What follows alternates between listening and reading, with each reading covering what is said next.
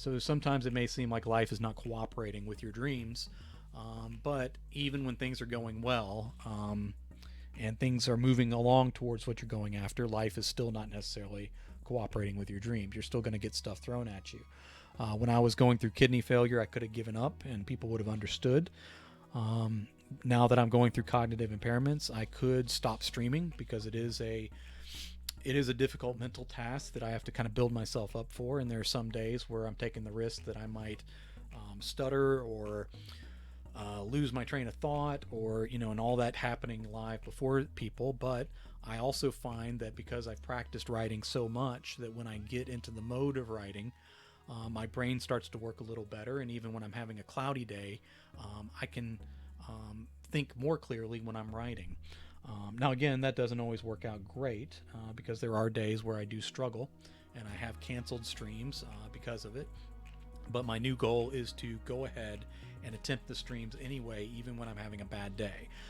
Go in and just do the best I can, because even if I write a story that's difficult for me and doesn't pay off or doesn't pan out, I'm going to write another story tomorrow and everything will be fine. So, one of my goals with dealing with cognitive impairment is to keep going at it, to not quit things that are working for me, but to power through, even if I can't be perfect at it.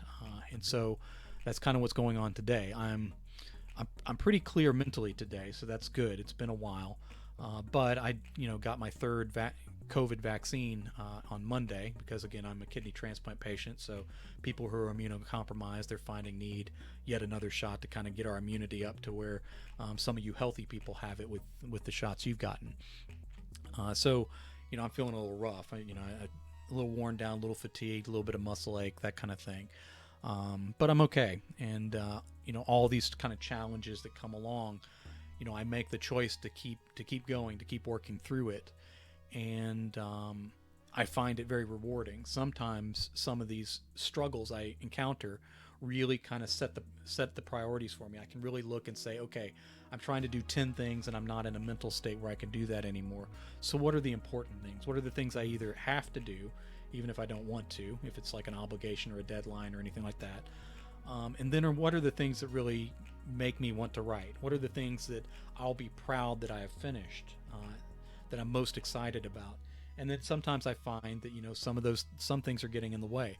I liked the Kindle Vella stories that I was writing, and I was willing to work that platform, even though I wasn't getting a lot of traction with it to start with. I was willing to keep going with it because I enjoyed the stories I was writing, and so forth. But when I had to let some things go, I had to look at the amount of time that was taking up, and even though it was something I enjoyed doing, there was other things I wanted to do more. And so I kind of set those things aside. I'm not losing the stories. I still have what I've wrote. I'm just having to go off the Kindle Vella platform because I'm not going to be able to post as often as I wanted to. So that's not a loss for me. That's just a change of priorities, a change of strategy. And there may be another platform that comes up and I try it out. I'm on TikTok, but unlike a lot of authors on TikTok, I'm just kind of there to see what other people are doing. But I figured out the OBS software that we use for streaming works great with TikTok too. So you can change the dimensions, you can put it together so I can like create the video and edit it outside of that platform. So I made a few of them just to practice, and that editing practice helps me get better at editing these videos. So all that to say that, like, when you face certain struggles and when you're trying new things, you can kind of build on what you've already done. And even if you're disabled, even if you're dealing with some challenges, there are things that you won't be able to do as well as you did in the past. But there are other ways that you can work around, and that's kind of where I am as sort of a person with cognitive disabilities. I'm using my good days to the fullest, and I'm doing the best I can on the cloudy days. And I think that's pretty much all I can do. And it's a good life. I enjoy being a writer, and even if it does turn out that I have degenerative dementia, which is something the doctors are concerned about, there will be a day that will be tougher than today down the line, but that's not today. And today is the only day I have to work with. And so on days when I'm not feeling my best, and on days when I'm kind of scared that it may be dementia, because I do have symptoms that point in that direction, I sure do hope they get the testing going here pretty quickly. I'm going to enjoy the life I have in the meantime. I'm going to make the most of who I am right now with all the abilities I have now.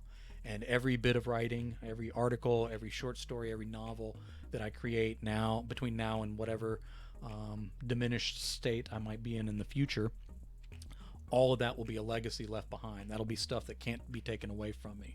One reason I enjoy these Twitch sessions is because I can make these I can edit videos for YouTube. I can take the stories that I create here, and every story is one new thing that's sort of my mark on the world. And of course, I want to keep making money to do this full time, but in some ways, the money has almost become secondary to me, to just the act of creating, which is probably how it should always be. But when you're a full time writer, you do have to focus a good bit on the finances.